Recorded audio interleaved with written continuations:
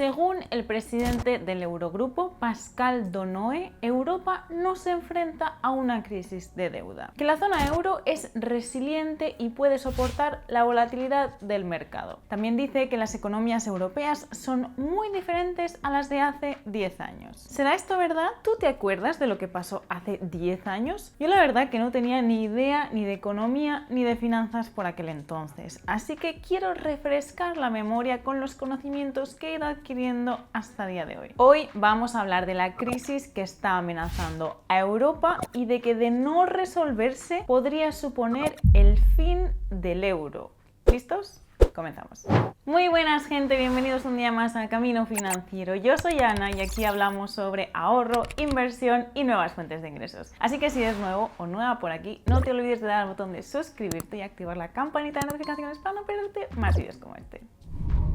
Verás, hace 10 años, en 2009, Grecia estuvo al borde de la bancarrota. Un escenario muy dramático que un país llegue a tal punto. Y no es que no haya pasado antes en la historia que un país se haya declarado en bancarrota. Pero, en teoría, Europa tenemos esa imagen de ser una agrupación de países estables, ¿no? Y bueno, sí, hasta que miramos en detalle la situación de cada país. La verdad es que el proyecto de la Unión Europea ha funcionado bastante bien hasta la crisis de 2008. Ahí es donde las cosas se empezaron a torcer. A raíz de la crisis financiera de 2008 en Estados Unidos, el efecto dominó se trasladó a Europa. Y lo más dramático pasó en Grecia, donde al primer ministro George Papandreou le explotó la patata caliente de una economía griega que estaba tan mal que no se podía ya ni ocultar. Los gobiernos anteriores no habían revelado el tamaño de los déficits de la nación y al señor Papandreou en 2009 le tocó revelar que las deudas de Grecia eran tan grandes y los ingresos tan bajos que se enfrentaban al gran problema de no poder pagar a sus acreedores. Y la respuesta de los inversores fue exigir unos mayores rendimientos de los bonos de Grecia, porque ya sabes, en la inversión, rendimiento y riesgo van de la mano. Pero claro, aquí estamos hablando de la economía de una nación y al elevar los bonos elevó el costo de la deuda, que ya es de por sí muy elevada. Todo un escenario que requirió una serie de rescates por parte de la Unión Europea y el Banco Central Europeo. Las agencias de calificación crediticia rebajaron la calificación de la deuda griega hasta tal punto de considerarla bono basura, haciendo de la deuda griega una inversión de la que huir. Y esto, como comprenderás, dificultó enormemente el financiamiento del Estado griego. El temor de que pudiese pasar lo mismo en otros países endeudados de la región se expandió también en el sur de Europa, aumentando el interés de los bonos y por tanto de la deuda soberana. Y es que la situación de la Unión Europea es muy particular. La idea de tener una moneda fuerte, única, nos lleva a hacer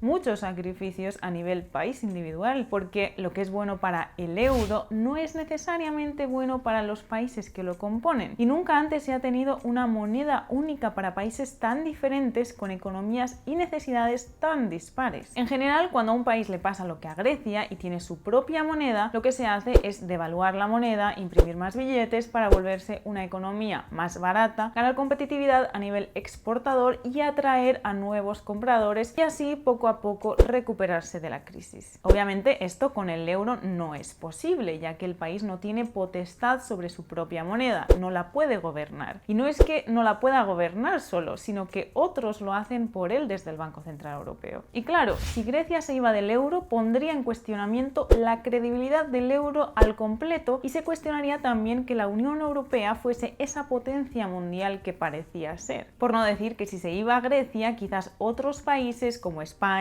o Italia quisieran llevar el mismo camino. Pero hay que decir que la opinión pública de dejar el euro tampoco era muy respaldada, ya que en teoría el euro es esa moneda fuerte y supongo que es una sensación de nosotros los europeos, aunque realmente no sepamos muy bien ni por qué. ¿Cuál fue la solución entonces? Pues forzar a que Grecia se quedara en el euro, rescatarla con una serie de medidas de rescate e imponer unas medidas de austeridad. Estas medidas de austeridad, lejos de permitir que Grecia se recupere, han derrumbado el Producto Interior Bruto. La deuda total no se ha reducido en absoluto, sino más bien al revés, ya llega a ser casi el 200% del PIB, 2 veces lo que produce en un año todo el país, y el día a día se ha vuelto muy duro para la mayoría de las personas griegas, especialmente para los jóvenes, que no tienen otro futuro que emigrar a otro país. Es decir, que no solo estas medidas no han contenido o frenado el endeudamiento del país, sino que han empeorado la economía griega y no han hecho más que eternizar una crisis en este país de la que aún no ha levantado cabeza. Y lo peor, que Grecia no puede hacer nada porque no es dueña de su propia moneda. Claro está que no sabemos si a Grecia le hubiese ido mejor si no estuviese en el euro, pero por lo pronto ya vemos que lo que se ha hecho desde luego no ha funcionado. Y no tan extremo, pero en la misma tendencia han ido los países con altos niveles de deuda, como los países del sur de Europa. Seguramente habrás oído ya la historia de que los PIGS, Portugal, Irlanda, Italia, Grecia y España, tienen estos niveles excesivos de deuda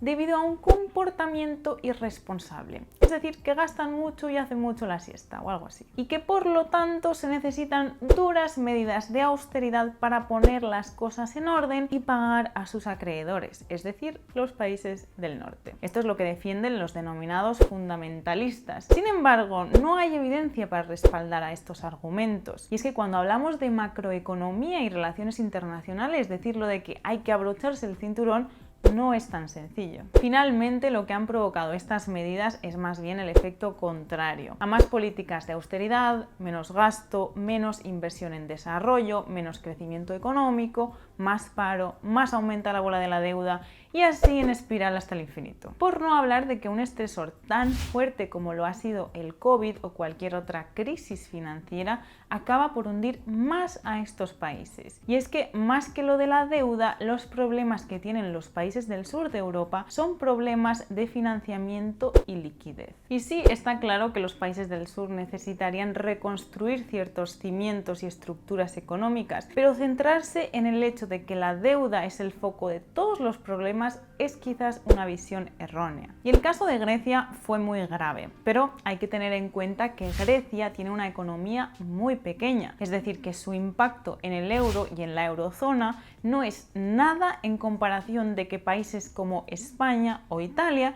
se declararan en bancarrota. Como dicen los expertos, estos países son too big to fail, demasiado grandes para caer. No en el buen sentido, sino en el que si caen se desmorona toda la eurozona. Bueno, ¿y por qué somos tan importantes para afectar a toda la zona euro? ¿No podrían España o Italia simplemente abandonar sus deudas y comenzar de nuevo a su aire con la peseta o la lira? Bueno, no es tan sencillo, por una simple razón.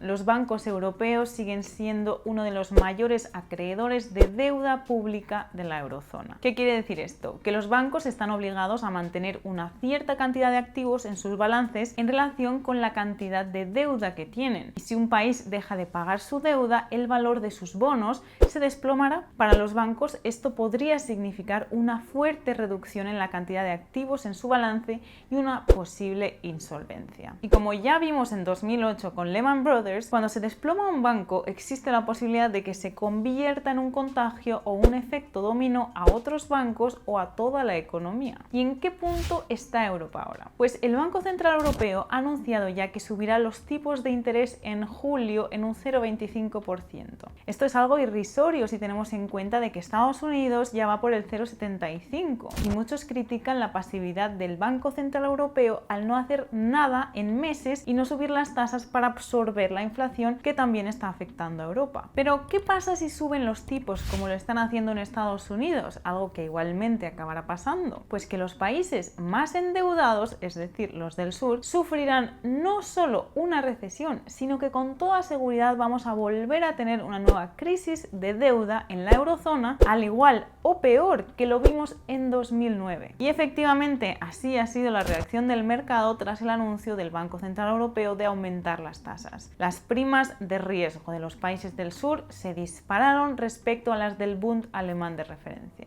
¿Y qué es la prima de riesgo? Pues la prima de riesgo indica que un país se vuelve menos solvente y por tanto la rentabilidad de los bonos aumentan de valor porque se hace una inversión más arriesgada, y en España y otros países se disparó tras el anuncio de la subida de las tasas. ¿Cuál es el resultado?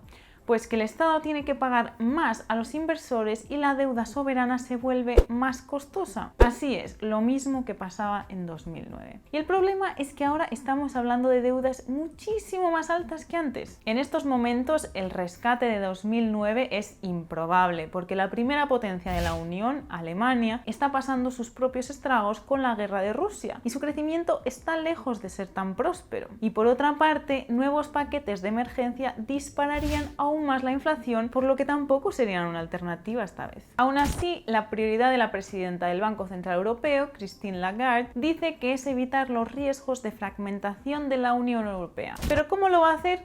No lo he dicho aún. Bueno, ¿y qué se puede hacer entonces? La eurozona es una unión monetaria, pero sin una unión política y fiscal, por lo que en lugar de tener una moneda que gobernar, ella nos gobierna a nosotros. Las políticas fiscales permanecen en el ámbito de competencia de cada país de la Unión y cada país lleva a cabo su política en base a las necesidades de su población. La consecuencia es que, pese a los intereses de colaboración, cada país hace una política completamente diferente. Y es normal porque es tremendamente difícil tener una política monetaria sin una política fiscal común. Obviamente esto ya se sabía desde un inicio, por lo que se fundó el Banco Central Europeo como una entidad independiente de los países y donde se acordaron de que cada país mantendría unas finanzas responsables y sanas, poniendo ciertos criterios como que ningún país supere su deuda más allá de un 60% del PIB o que no tenga el déficit de más de un 3,00%, el famoso 3,00 de los alemanes, medidas que finalmente casi nadie ha cumplido. Y especialmente la crisis de deuda soberana fue un problema hace 10 años y ahora vemos como no solo no se ha resuelto este problema, sino que se repite nuevamente y expone los graves problemas estructurales y de diseño que tiene la unión monetaria. Si se repite entonces lo de hace 10 años con unas condiciones de deuda aún peores, no hay rescate posible ni forma de salvar al euro. Según el presidente del Bundesbank, el Banco Central Alemán, en su informe anual allá por el 1995, decía que una unión monetaria presenta un compromiso duradero de integración que usurpa el núcleo de la soberanía nacional y que para que la unión tenga futuro, los participantes deben estar preparados para una unión política más profunda. En cristiano parece ser que la única vía sería una unión política, donde los países tendríamos que entregar nuestra propia soberanía nacional a cambio de una eurozona más fuerte y un euro más saneado. La pregunta es,